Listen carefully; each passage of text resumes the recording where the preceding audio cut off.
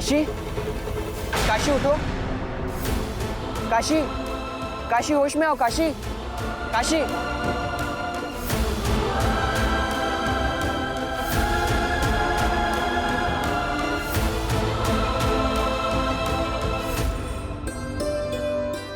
काशी उठो। तुम ठीक हो? तुम ठीक हो काशी? हाँ, हम ठीक है। ये लो पानी पियो।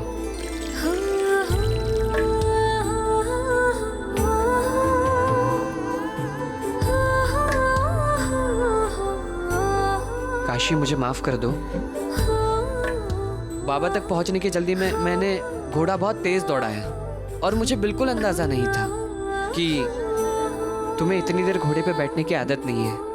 अब तुम आराम करो, हम लोग थोड़ी देर बाद चलेंगे। नहीं रहो, हम ससुर जी के पास पहुंचने से पहले आराम नहीं कर सकते।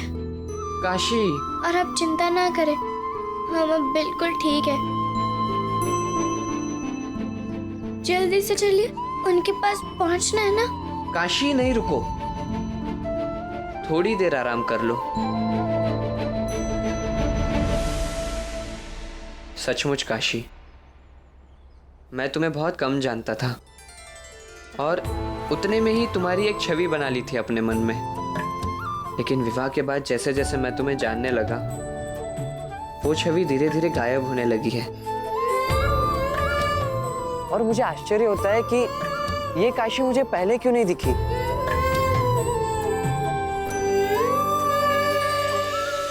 तुम तो खुद एक योद्धा हो, लड़ाई से कभी पीछे ना हटने वाली योद्धा।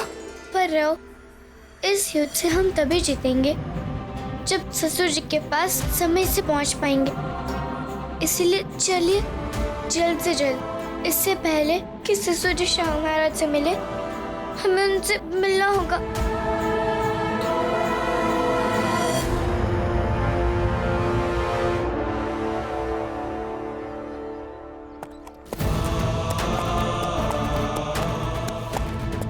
तुम सब यहीं रुको, मैं महाराज से मिलकर आता हूं।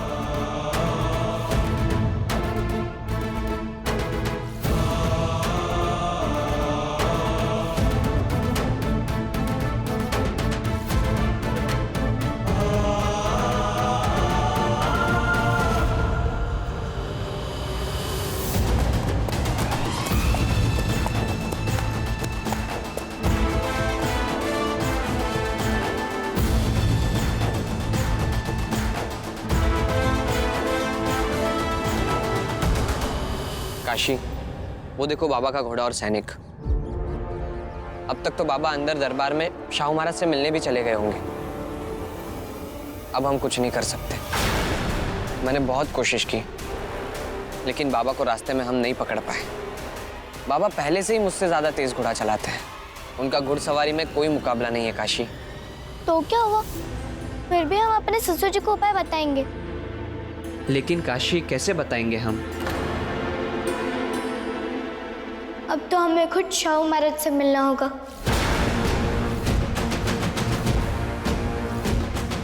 नहीं काशी, हम ऐसा नहीं कर सकते। राव, आपकी इतनी मेहनत और सासू माँ का हम पर विश्वास करना व्यर्थ नहीं जाना चाहिए। इसलिए आप चलिए ना। रुकिए, हम लोगों को शाहू महाराज से मिलना है। महाराज का आदेश है, कोई अंदर जा नहीं सकते हैं। हमारा उनसे मिलना बहुत जरूरी है। कृपा करके हमें अंदर जाने दीजिए। नहीं, हम महाराज के आदेश का उल्लंघन नहीं कर सकते।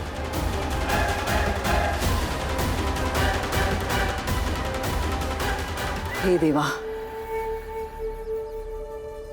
समझ में नहीं आता काशी को उसके ससुर जी को पेशवा बनाने का कौन सा राज मिल गया है, वो भी बंदी पेशवा को छुड़ाने के उपाय के रूप में। जानती हूँ, बच्चों के उपाय से कोई व्यक्ति बड़े पद तक नहीं पहुंच पाता, किंतु न जाने क्यों काशी की इस बात पर विश्वास करने का मन कर रहा है, क्योंकि बात इनके पेशवा बनने की जो है, आज तक जब भी काशी ने ऐसी कोई बात की है उसके पीछे कोई ना कोई वजह तो रही है जो मुझे अचरज में डालती है। हे देवा, आज भी ऐसा ही हो, कुछ ऐसा चमत्कार हो जाए कि काशी का ये उपाय इस परिवार के काम आ जाए और सेनाकर्ता बालाजी विश्वनाथ पेशवा बालाजी विश्वनाथ बनकर लौटे।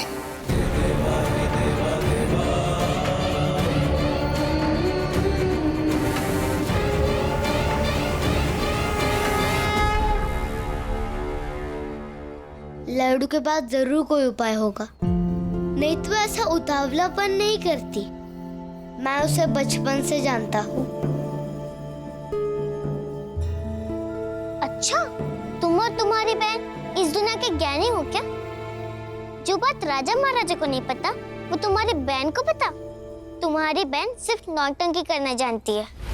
आज तो उससे पहले ही नाराज है, और जब बाबा को पता चलेगा कि उसने ऐसी हरकत की है तो बाबा उसे और डांटेंगे। और रही बहू की बात, तो वो उनकी हाथ की कठपुतली बन गए, जहाँ देखो उनके पीछे पीछे रहते हैं। आने दो भाभी को। हर बार की तरह हार कर आंसू बहेगी और फिर उनके उतावलेपन की उन्हें सजा मिलेगी, और फिर वो तुम्हारे और गंगा के साथ चास कमन चली जाएंगी।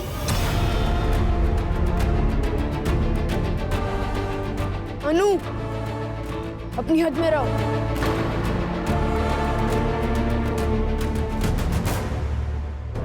बालाजी विश्वनाथ, हमें आपसे ये उम्मीद नहीं थी। आप इस राज्य की सेना करते हैं और इस तरह आपने अपना कर्तव्य निभाया। आपके होते हुए हमारे पेशवा को बंदी बना लिया गया और आप कुछ नहीं कर सके। और ये बहिराव पंत पिंगले, क्या ये इतने कमजोर पेशवा हैं कि इन्हें कोई भी बंदी बना सकता है? इस घटना से पूरा राज्य अपमानित हुआ है। और अगर आपके होते हुए राजा के पेशवा को बंदी बनाया जा सकता है तो राज्य की जनता अपने आप को सुरक्षित कैसे महसूस करेगी? रानी साहिबा तो आज हम पर हंस रही होंगी।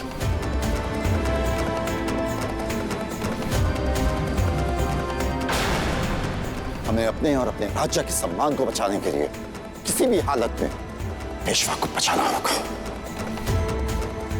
महाराज, पेशवा के साथ जो भी हुआ मुझे उसका गहरा खेद है, परंतु सत्य तो यह है कि मैंने पेशवा की सुरक्षा के लिए उच्च कोटि के सैनिक उनके अंगरक्षक के रूप में नियुक्त किए थे, परंतु कान्होजी आंग्रे ने उन्हें छलपूर्वक बंदी बनाया है। अब ऐसे में एक सेनाकर्ता होने के नाते मेरे समक्ष केवल दो ही विकल्प शेष रह जाते हैं। पहला ये कि एक सैन्य टुकड़ी लेकर जाऊं और कान्होजी आंग्रे की छावनी पर आक्रमण कर दूं, परंतु ऐसे आक्रमण करने पर हमारे पेशवा की जान को भारी खतरा हो सकता है। और दूसरा विकल्प है कि कान्होजी आंग्रे के समक्ष जाकर याचना करूं कि वो हमारे पेशवा को जीवित छोड़ दें। परंतु आपको क्या लगता है महाराज, जो व्यक्ति इतना धूर्त हो कि उसने हमारे पेशवा को छलपूर्वक बंदी बना लिया हो, क्या वो मेरी इस याचना को स्वीकार करेगा? नहीं महाराज, कभी नहीं। वो यदि पेशवा को जीवित छोड़ेगा तो उसके बदले में हमसे एक बड़ी फिरौती की रकम की मांग करेगा, और मैं एक सेना करता हूं महाराज। मैं इस प्रकार की वार्ता कान्होजी आंग्रे से नहीं कर सकता। महाराज, बालाजी सही कह रहे हैं। पेशवा को छुड़ाने के लिए क्या वो एक सेनाकर्ता की बात मानेगा? तो आपका मतलब है हमें उनसे बात करनी चाहिए?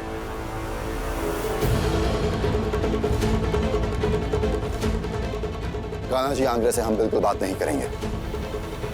बालाजी, आपको ही पेशवा को छुड़ाने का कोई उपाय ढूंढना होगा। महाराज, मैं आपकी आज्ञा का उल्लंघन नहीं कर रहा, ना ही आपके आदेश की अवहेलना कर रहा हूं। इस समस्या का हल निकालना मेरे अकेले के सामर्थ्य में नहीं है। हम सबको मिलकर ही इस समस्या का समाधान ढूंढना होगा, अन्यथा हमारे पेशवा की जान खतरे में ही रहेगी। महाराज की जय हो। बालाजी बल्लाड़ के पुत्र बाजीराव बल्लाड़ आपसे यहाँ मिलने की आज्ञा चाहते हैं। उन्हें पेशवा को छुड़ाने के संदर्भ में कुछ बात करनी है। बाजीराव यहाँ पर? बालाजी, आपने बताया नहीं कि आपका पुत्र भी आपके साथ आया है, और पेशवा की रिहाई के संदर्भ में वो हमसे क्या बात करना चाहता है? महाराज, मुझे तो स्वयं नहीं पता था कि बाजीराव यहाँ पर है। मैं तो यहाँ अकेला ही आया था। अब इस संदर्भ में यह बच्चा क्या बता पाएगा महाराज? खैर, आपका पुत्र है, यहाँ तक आया है तो उसकी बात सुन ही लेते हैं। और वैसे भी वो आने वाले समय में इस राज्य को चलाने के लिए युद्ध कला की शिक्षा ले ही रहा है। हो सकता है बाजीराव के पास कोई उपाय हो जो यहाँ किसी भी अनुभवी के पास ना हो। उसे अंदर भेज दिया जाए।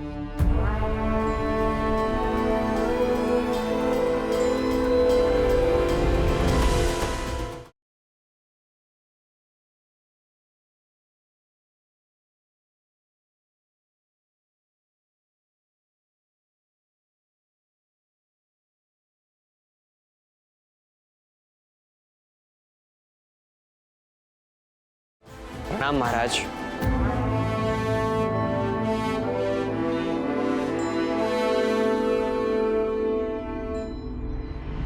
बाजीराव, तुम यहाँ क्या कर रहे हो?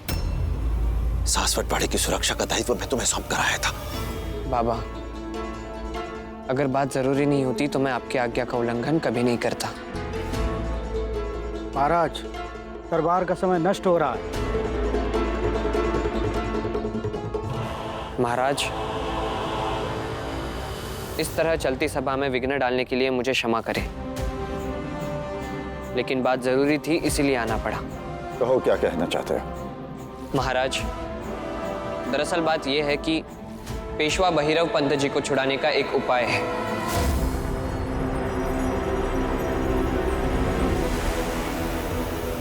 और वो उपाय मेरी पत्नी काशीबाई का है।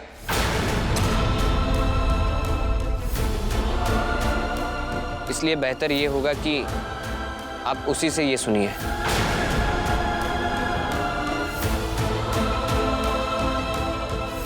और काशी भी मेरे साथ यहाँ आई हुई है। बाजीराव, तुम्हारा दिमाग तो ठिकाने है कि नहीं? जानते हो कहाँ खड़े और क्या बात कर रहे हो? और बहू को यहाँ लाने की तुम्हारी हिम्मत कैसे हुई?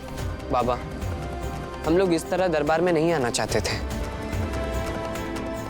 बल्कि हम लोग आपसे रास्ते में ही मिलकर वापस सासवड़ के लिए लौटना चाह रहे थे। लेकिन आप तक पहुंचते पहुंचते देर हो गई और महाराज, ये तो दरबार का अपमान हो रहा है। बाजीराव को यहाँ इसलिए बुलाया गया है क्योंकि वो एक योद्धा है और राज्य के बारे में थोड़ी बहुत समझ है इसे। लेकिन इसकी पत्नी काशीबाई, वो तो बच्ची है महाराज। वो क्या बताएगी इस गंभीर राजनीतिक संकट का हल? हाँ महाराज, हमें बाजी की बात पर अधिक ध्यान नहीं देना चाहिए। महाराज, मैं आपसे निवेदन करता हूं, आप एक बार काशी की बात सुन लीजिए। महाराज, ये बच्चे हैं, नहीं जानते क्या बात कर रहे हैं। बाजीराव, तुम अभी इसी क्षण काशी को लेकर सासवट वाड़े जाओ। हो बाबा।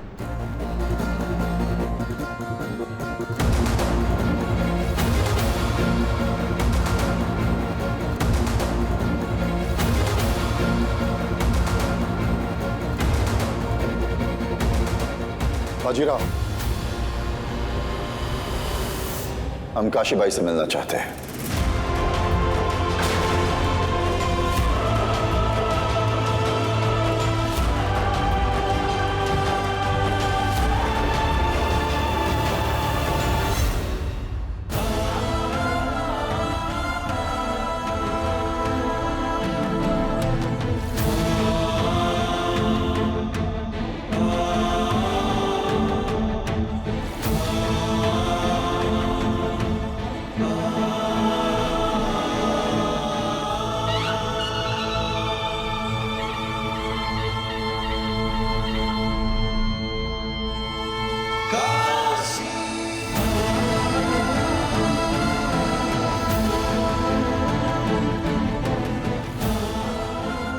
बताओ काशी, क्या उपाय है जिसके लिए तुम दोनों यहाँ तक आ गए?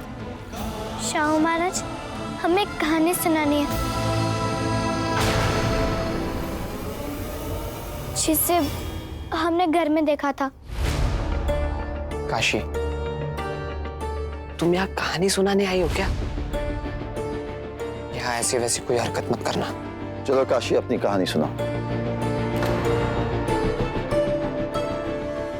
हमारे ससुराल में हमारी ननंद अनुबाई हमारी सहेली गंगा का हाथ मरोड़ रही थी और गंगा के बार बार कहने पर भी उन्होंने उनका हाथ नहीं छोड़ा।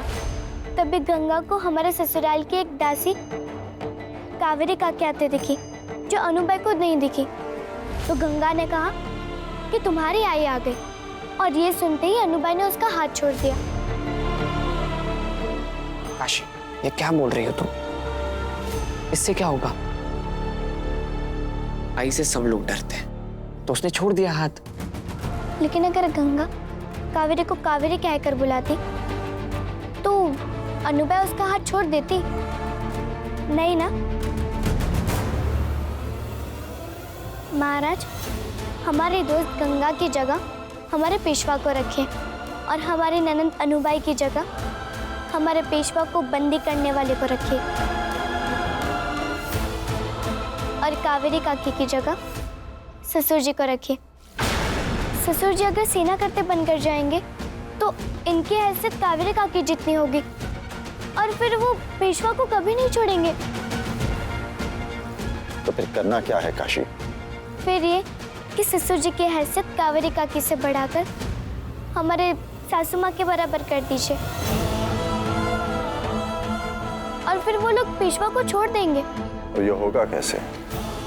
हमारे ससुर जी को सेना करती से पेशवा बनाकर।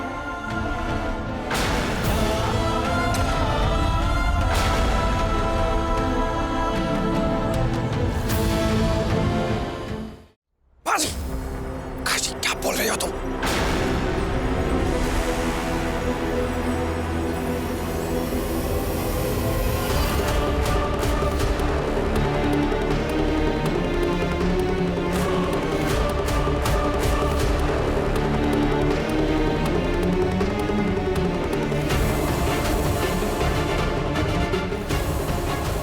महाराज, बालाजी,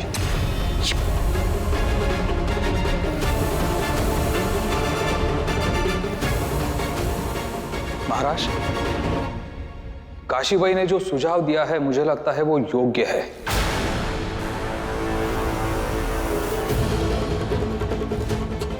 यदि बालाजी विश्वनाथ पेशवा बनते तो कान्होजी आंग्रे को लगेगा कि आपके लिए भैरवपंत पिंगड़े का कोई महत्व नहीं रहा और वो तो यही सोचेंगे कि अगर भैरवनाथ पिंगड़े है नहीं तो उनकी जगह महाराज किसी और को इतनी जल्दी पेशवा नहीं बनाएंगे और बालाजी विश्वनाथ के पेशवा बनने के बाद भी भैरवपंत पिंगड़े को रिहा कर यहां ले आना यह बालाजी विश्वनाथ की जिम्मेदारी होगी। पेशवे पद की गरिमा को कायम रखने के लिए यह आवश्यक है महाराज। हाँ, और महाराज, जब बाबा पेशवा बनकर वहां जाएंगे तो उनके पास पूरा अधिकार होगा, वो कोई भी फैसला ले सकते हैं। और यही नहीं, जब वो आपके प्रतिनिधि बनकर जाएंगे तो आपको भी उस कान्होजी आंग्रे के पास जाने की आवश्यकता नहीं होगी।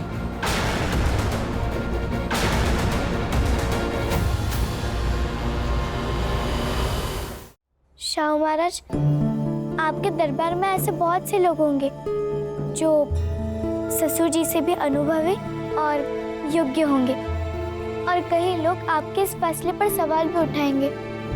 लेकिन आप भी ये जानते हैं कि ससुर जी जैसा योद्धा और रणनीतिकार कोई नहीं है और ये बात हमने अपने बाबा से कई बार सुनी है। ये भी हो सकता है कि लोग कहें कि ससुर जी ने खुद पेशवा बनने के लिए ये मौके का फायदा उठाया। लेकिन गणपति पापा की कसम, ससुर जी को ये सब कुछ भी नहीं पता।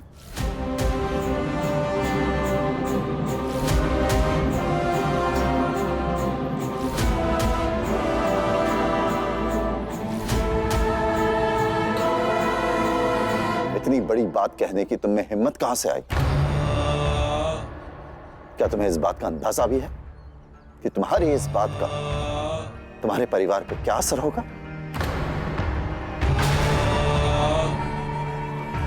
बालाजी विश्वनाथ पे क्या असर होगा? क्या तुम्हें जरा भी डर नहीं लगा?